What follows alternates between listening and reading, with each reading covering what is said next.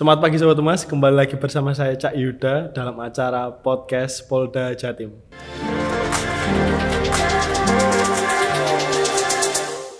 Baik Sobat Mas, saat ini Cak Yuda sedang bersama dua orang hebat dari Jawa Timur, seorang pelukis yang sangat hebat. Selamat pagi Bapak. Selamat pagi Bapak. Bapak, monggo diperkenalkan jenengan siapa dan dari mana? Monggo. Saya Sadikin Part dari Malang, Jawa Timur. Bapak? Saya Agus Yusuf dari Madiun, Bapak. Dari Madiun, wah iya. Dari Jatim semua ini, andalan Jatim semua ini. Bapak ini, mohon maaf Pak Ketki Bapak. Iya. Bapak ini sejak lahir kondisinya seperti ini? Iya, betul. Sejak lahir. Iya. Saya sejak lahir, ya sama. Bapak, ini kan Bapak kan pelukis ya, Iya. pelukis terkenal ya sekarang dengan penyandang disabilitas gitu ya. Iya. Ini dulu awal mulanya kok pengen jadi pelukis itu gimana Bapak? Gini Mas Yudi, dulunya bukan cita-cita pelukis ya. Saya maunya ke arsitek. Namun di SMA saya gagal masuk IPA, kejeblos ke IPS. Zaman saya kan nggak bisa IPS masuk ke IPA. Terus akhirnya masuk ke psikologi. Nah dari psikologi itu ada pendaftaran melukis di Swiss. Akhirnya kita coba-coba daftar. Ya alhamdulillah bisa diterima di Swiss sana sampai sekarang ini. Di Swiss berarti Bapak? Iya betul. Wah, jauh sekali di sana, belajar sampai jauh sekali di sana. Iya, jadi di Swiss itu asosiasi AMFPA, Association of Mud and Food Painting Artists. Itu sampai saat ini. Dengan background pelukis gitu ya rata-rata di sana. Betul. Kalau Bapak? Kalau saya awalnya ya yang penting kita untuk belajar. Nah, itu saya sejak kecil mulai kelas 2 itu nilai jiwa seninya sudah nampak. Ya alhamdulillah kelas 5 kita bisa waktu itu bisa membintangi di tingkat SD di kampung, terus di kecamatan, tingkat kabupaten. Habis itu melanjutkan lagi ke sekolah ke berikutnya. Lantas saya pupuk terus untuk belajar melukis itu karena sudah nampak ada jiwa seninya. Ya alhamdulillah setelah lulus dari sekolah ada informasi dari majalah Hai dari tetangga yang berlangganan itu masih dibutuhkan pelukis yang bisa pakai mulut dan kaki. Bila ada orang yang punya hobi semacam ini bisa menghubungi alamat setempat. Nah waktu itu alamatnya di Jakarta Jalan Lebak Bulus 1. Lantas saya nyoba, alhamdulillah 1 bulan ada respon, terus 9 bulan ada tim dari Switzerland. Itu untuk dibuktikan di Jakarta bahwa si pelukis Indonesia itu benar-benar ada atau enggak, cuman rekayasa apa enggak gitu. Kebetulan saya dibuktikan sana sama Pak Sadikin, itu kebetulan sama-sama Jawa Timur, diterima juga bareng, dibuktikan di Hotel Hyatt. Kenyataan benar-benar si pelukisnya itu ada dan nyata akhirnya bisa diterima itu 1989 kalau nggak salah, ya Pak Sadikin ya. September 1989. Ya. Jadi ya. kita diterima 1989. Ya. Saya belum lahir itu Pak. Iya. Ibu saya mungkin belum nikah sama ayah saya juga. Oh gitu. Iya. Oh, jadi udah lama banget ini Pak. Ya. Nah, dulu itu belajarnya, awal belajar bener-bener belajar itu di mana itu? Saya awal belajarnya secara otodidak. Otodidak. Iya. Sebenarnya saya juga nggak tahu kalau saya itu sebagai pelukis. Yang penting kita belajar. Nah, akhirnya yang melukis itu jiwa lukisnya kok nampak. Akhirnya saya pupuk terus. Gambar-gambar sendiri gitu. Tapi ya? secara otodidak. Oh. Kalau bapaknya? Kalau saya dari TK Mas. Dari TK itu kan pelajaran zaman saya dulu kan menyanyi sama melukis saja. Nah saat itu kan yang bisa saya lakukan kan melukis, menyanyi kan suaranya juga serak, nggak enak, fals dan sebagainya ya. Jadi melukis. Nah saat itu mulai juga kelihatan. Bahkan saya tahun 1978 diberi hadiah oleh Presiden Soeharto waktu itu mesin tulis karena itu. Langsung dari presiden. Langsung dari Presiden Soeharto waktu itu saat itu. Iya. Nah setelah itu di SMP baru dileskan pribadi oleh ibu di rumah. Nah mulailah belajar melukis itu juga lebih serius. Itu berarti udah dari mulai TK ya? Iya, dari TK. Kalau bapaknya nggih dari kecil, dari kelas 2 tadi ya? Iya, dari kelas 2 saya nampak seninya. Berarti dulu mungkin otodidak itu gambar-gambar biasa Iya, gitu. ya orat-oratan gitu. Iya. Karena Sampai kelihatan, oh aku ternyata bisa ngelukis ya, gitu ya Pak. Iya, iya bersyukur dari. Nah anehnya sekarang ini malah saya mencoba untuk kok malah nggak bisa ngelukis jadi oret-oretan aja gitu loh. Sekarang ini. Sekarang ya? Malah nggak bisa melukis sekarang ini. Tapi hasilnya Pak? Ya ini diciprat-cipratkan aja sudah. Tapi kan hasilnya bagus banget Pak. Saya kemarin kan lihat-lihat itu hasilnya karya-karya Bapak itu bagus-bagus. Iya. Saya nggak nyangka kalau ini yang ngelukis itu orang penyandang disabilitas. Saya nggak pernah menyangka itu. Iya. Iya. Ternyata Allah itu Tuhan yang Maha Esa itu adil gitu. mempunyai kelebihan untuk Iya. makhluk-makhluknya ya. Gitu. Sepertinya kita tuh tidak boleh alasan mas. Jadi cacat itu atau difabilitas nggak boleh dibuat alasan untuk tidak melakukan aktivitas. Iya betul Bapak, betul. Kita betul. semua bisa. Yang penting semangat ya. Semangat. Bapak maaf nih Bapak. Iya. Kalau Bapak Sadikin dulu ini waktu mungkin masih kecil gitu ya, mungkin remaja itu ada nggak di titik terendah gitu. Mungkin dulu kan mungkin orang itu menganggap oh orang ini kok gini. Ada nggak omongan-omongan kayak gitu dan membuat Bapak itu berada di titik terendah Bapak? Iya, memang wajar ya mas ya. Jadi setiap manusia melihat sesuatunya itu kalau ada kekurangan pasti dilihat kekurangannya. Saat itu saya alami sendiri ketika di keluarga untuk mencapai kuliah, ngapain sedikit dilebokno kuliah, wong gak duwe tangan, kok dadi kerja apa iso apa. Nah, disitulah. Tapi justru malah Mas Yuda ejekan-ejekan atau mungkin sindiran atau apa itu menjadi semangat. Terpacu. Ya. Jadi seakan-akan kalau kita malah minum jamu, memang pahit kalau kita telan, tapi rasanya atau khasiatnya luar biasa. Oh, iya betul. Jadi penghinaan itu adalah hikmah. Motivasi buat diri sendiri buat bangkit gitu ya Pak? Iya buat bangkit itu. Itu waktu-waktu kapan itu Pak? Remaja apa? Remaja. Kuliah gitu ya? Kuliah ya, mau kuliah itu. Itu berarti titik terendah Bapak itu direndahkan di. Iya. Maaf ya Bapak, direndahkan sama keluarga sendiri. Malah gitu ya? kakak ya. Ya mungkin sebetulnya bukan merendahkan. Mungkin kurang yakin ya dengan kemampuan adiknya yang keterbatasan fisik ya. Tapi itulah justru menjadi picu kita untuk lebih semangat. Kebetulan ibu saya memang ibu yang kuno, tapi cara berpikirnya lebih modern. Masih anakku koyo ngono tak kuliah noe. Iya. Nah, berpikirnya udah maju berarti. Maju sekali ya. Menurut saya seperti itu Mas Yuda. Kalau Bapak dulu gimana Bapak? Titik terendahnya Bapak dulu itu? Titik rendah saya yaitu waktu masih kecil. Itu memang saya mengakui bahwa orang tua saya benar-benar sudah punya komitmen yang sangat tinggi. Karena apa? Saya begitu lahir itu mau dibawa oleh itu dari polsek sama kecamatan untuk dibawa ke Solo di RC. Tapi orang tua saya kukuh bahwa ini walaupun kayak apa ini memang anak saya rawat dengan sebaik-baiknya. Ya kemungkinan dari pihak polsek sama kecamatan itu punya anak yang semacam kayak saya. Nah itu kemungkinan kalau mungkin hati ini kecil atau gimana nanti kalau hal-hal yang tidak diinginkan maksudnya di pemerintahan gitu. Ya alhamdulillah orang tua saya itu tetap kukuh diopeni. Ya itu lama-lama saya terus agak besar ya nggak nyangka kalau saya itu bisa jalan gitu.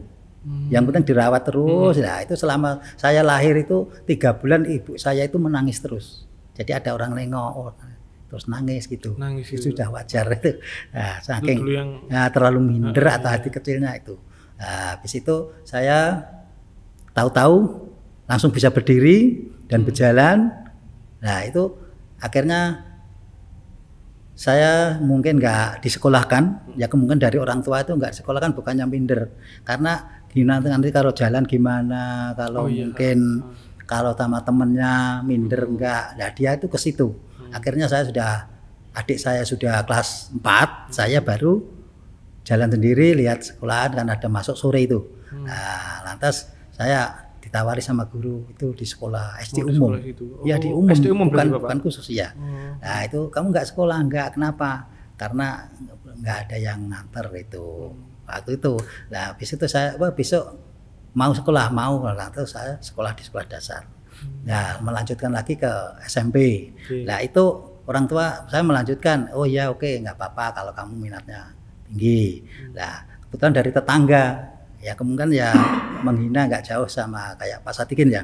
Orang yang kayak gitu aja masih disekolahkan aja, padahal yang untuk biaya sekolah waktu itu kan Ya, sudah mahal. pas-pasan ya, bukan mahal tapi kerjaan orang tua kan pas-pasan iya. gitu sebagai buruh tani. Nah itu dihina begitu, lantas orang tua lah gimana, anaknya kan minat, nggak usah disekolahkan, sudah orang kayak itu nggak bakalan bisa kerja gitu. Lantas saya diemi, memang ya situasi kondisi saya ya begini ya, saya terima dengan baik. Tapi saya berkomitmen bahwa saya itu harus bisa mandiri sebelum orang tua itu nggak ada. Prinsip saya gitu. Iya. Dan saya punya prinsip nggak ingin merepotkan saudara maupun orang lain. Saya harus bisa mandiri gitu. Alhamdulillah bisa tercapai gitu. Alhamdulillah. Iya. Yang penting kan bersyukur ya. Bersyukur. Dari Bapak ini saya belajar Dan untuk semangat bersyukur gitu. untuk Terus mandiri gitu.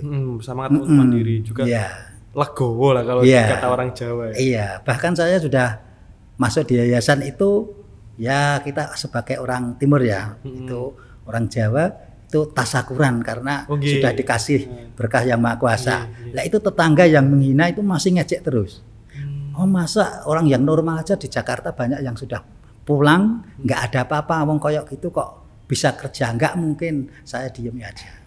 Saya nggak bakalan ngejawab orang-orang yang semangat itu. Yang penting kita mensyukuri atas nikmat Allah itu. Dan membuktikan bahwa saya ini Iya, bisa gitu ya. bisa. Pak. Ya alhamdulillah baru nampak sedikit. Nah, akhirnya saya berusaha untuk kesana kesini itu biar bisa sendiri.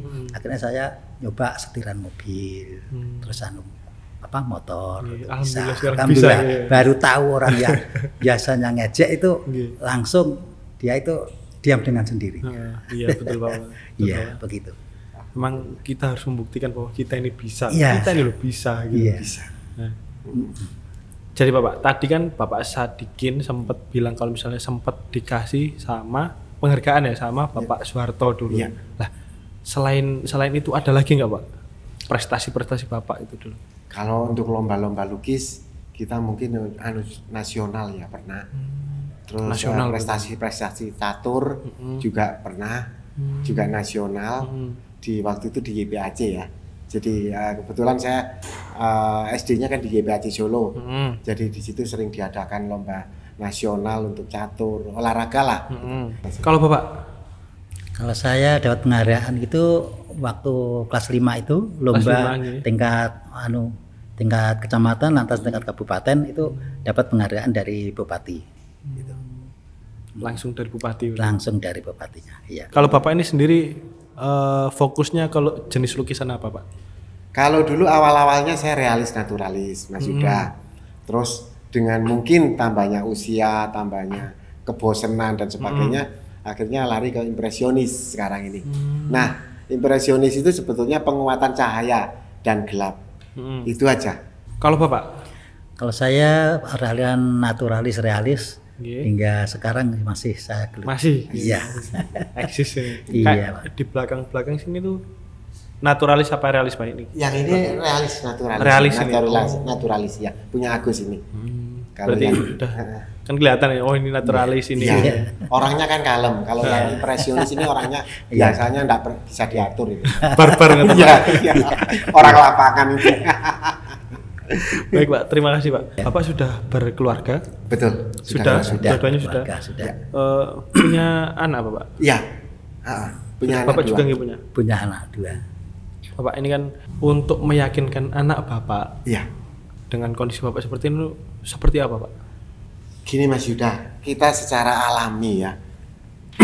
Mungkin orang melihat secara umum pikir bahwa orang tuanya cacat pasti anaknya itu buat ejekan.